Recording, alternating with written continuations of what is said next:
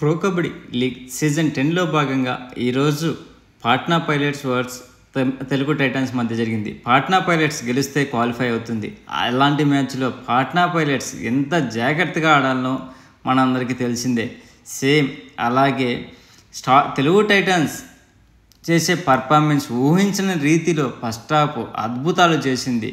కానీ ఆ అద్భుతాలను ఎక్కువసేపు నిలబెట్టుకోలేకపోయేది Telugu Titans.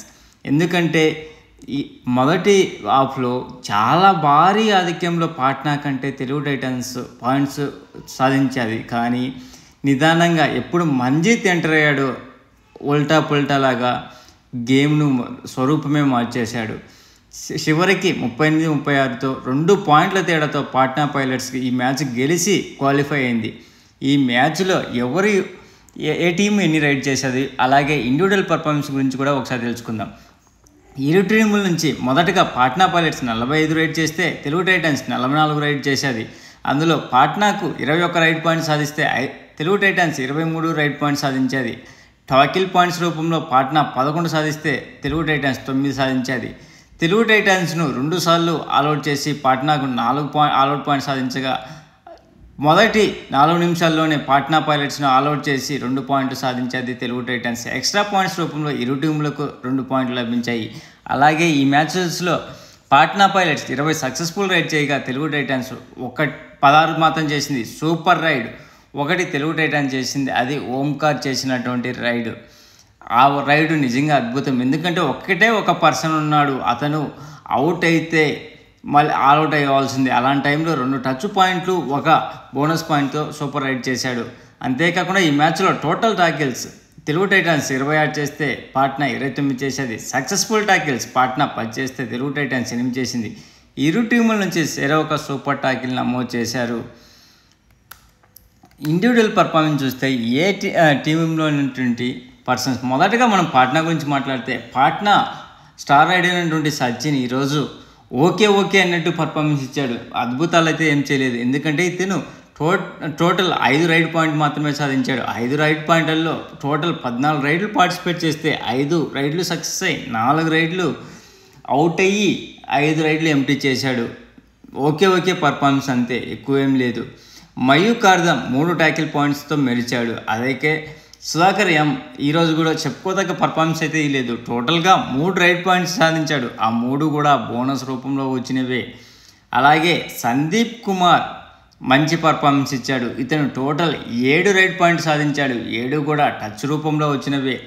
Krishnan 4 tackle point నమోదు చేశాడు. అలాగే అంకిత్ 2 ట్యాకిల్ పాయింట్ నమోదు చేశాడు. ఈరోజు మ్యాచ్ స్వరూపమే మార్చేసినటువంటి మంజీత్ 8 పాయింట్లు సాధించాడు. అందులో టచ్ రూపంలో 6 రాగా ట్యాకిల్ రూపంలో 2 సాధించాడు. ఆల్రౌండర్ పర్ఫార్మెన్స్ ఇచ్చి ఓడిపోతుంది అనుకున్న పాట్నా పైలట్స్ని గెలిపించి ప్లేఆఫ్స్కు తీసుకువెళ్ళాడు మంజీత్ ఈరోజు మ్యాచ్లో. అలాగే Telugu Titans captain Pavan Sehrawat super performance ఇచ్చాడు. Mind blowing performance. ఎందుకంటే ఈ మ్యాచ్లో తను టోటల్ 16 రైడ్ పాయింట్స్ సాధించాడు. అందులో టచ్ రూపంలో 14 లభించగా బోనస్ రూపంలో 2 లభించాయి.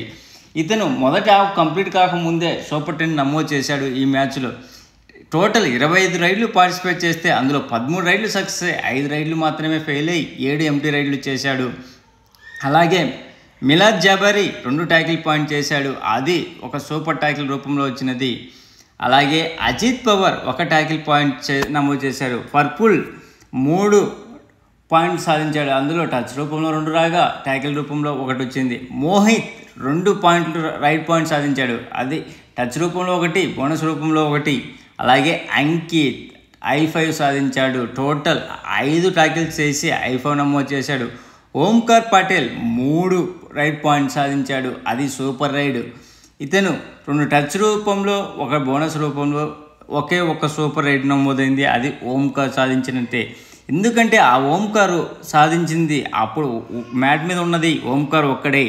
ఇతను అవుట్ అయితే ఆల్అవుట్ కావాల్సిందే. అలాంటి టైంలో ఇతను మంచి పర్ఫార్మెన్స్ ఇచ్చి అవుట్ కాకుండా కొద్దిసేపు వరకు చేశాడు. తర్వాత ఈ మ్యాచ్తో గెలిచినటువంటి Patna Pirates qualify berth confirm చేసుకునింది ప్లేఆఫ్స్కు. అలాగే ఈ మ్యాచ్ గెలిచిన తర్వాత ఏ టీము ఏ ప్లేస్లో ఉందో ఒకసారి చెక్ చేద్దాం. మొదటి ప్లేస్లో జైపూర్ పింక్ ప్యాంథర్స్ 20 మ్యాచ్లు ఆడి 82 పాయింట్లతో అగ్రస్థానంలో ఉండగా పూణేరి పల్టన్ 19 మ్యాచ్లకు గాను 81 పాయింట్లతో సెకండ్ ప్లేస్లో ఉంది.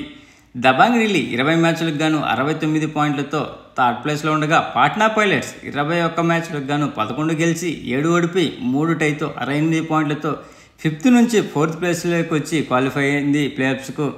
అలాగే గుజరాత్ గెయిన్స్ 20 మ్యాచ్లకు గాను 65 పాయింట్లతో ఫిఫ్త్ ప్లేస్లో ఉండగా హర్యానా పల్టర్స్ 18 మ్యాచ్లకు గాను 60 పాయింట్లతో సిక్స్త్ ప్లేస్లో ఉంది. బెంగాల్ వారియర్స్ 20 మ్యాచ్లకు గాను 54 పాయింట్లతో సెవెంత్ ప్లేస్లో ఉండగా బెంగళూరు బుల్స్ 20 మ్యాచ్లకు గాను 48 పాయింట్లతో ఎయిత్ ప్లేస్లో ఉంది. అలాగే తమిళ్ తలైవాస్ 20 మ్యాచ్లకు గాను 45 పాయింట్లతో నైన్త్ ప్లేస్లో ఉండగా యూ ముంబా 20 మ్యాచ్లకు గాను 41 పాయింట్లతో 10th ప్లేస్లో ఉంది. యూపీఏదా 20 మ్యాచ్లకు గాను 29 పాయింట్లతో 11th ప్లేస్లో ఉండగా తెలుగు టైటన్స్ 20 మ్యాచ్లకు గాను 17 పాయింట్లతో చిట్ట చివరిగా ఉంది. అంతేకాకుండా ఇప్పటి వరకు టాప్ 3లో ఉన్నటువంటి రైడ్లు ప్లస్ డిపెండర్ల గురించి కూడా ఒకసారి చూద్దాం. మొదటగా రైడింగ్ డిపార్ట్మెంట్కి వస్తే అర్జున్ దేశ్వాల్ టోటల్ 235 పాయింట్లతో అగ్రస్థానంలో ఉండగా ఢిల్లీ కెప్టెన్ అయినటువంటి అసు మాలిక్ 226 పాయింట్లతో సెకండ్ ప్లేస్లో ఉన్నాడు. బెంగాల్ కెప్టెన్ అయినటువంటి మనీందర్ సింగ్ 185 రైడ్ పాయింట్లతో థర్డ్ ప్లేస్లో ఉన్నాడు. టాకిల్ డిఫెన్స్ రూపంలో మహమ్మద్ రజియా చియానే 78 టాకిల్ పాయింట్లతో అగ్రస్థానంలో ఉండగా పాట్నా నుంచి కృష్ణన్ 70 టాకిల్ పాయింట్లతో సెకండ్ ప్లేస్లో ఉన్నాడు. జైపూర్ నుంచి అంకుష్ 69 టాకిల్ పాయింట్లతో థర్డ్ ప్లేస్లో ఉన్నారు. ఇది ఫ్రెండ్స్ ఇప్పటి వరకు ఉన్నటువంటి హైలైట్స్. రేపటి మ్యాచ్లో దబాంగ్ ఢిల్లీ వర్స్ తమిళ్ తలైవాస్, అలాగే బెంగాల్ వారియర్స్ వర్స్ పూణేరి పల్టన్ మధ్య మ్యాచ్ జరగబోతుంది. ప్లీజ్ ఫ్రెండ్స్ లైక్ చేయకపోతే లైక్ చేయండి, కొత్తగా వచ్చిన వాళ్ళు సబ్స్క్రైబ్ చేయండి. మీకు ఈ వీడియో నచ్చితే షేర్ చేస్తారని ఆశిస్తున్నాను. Signing off your Mahindra.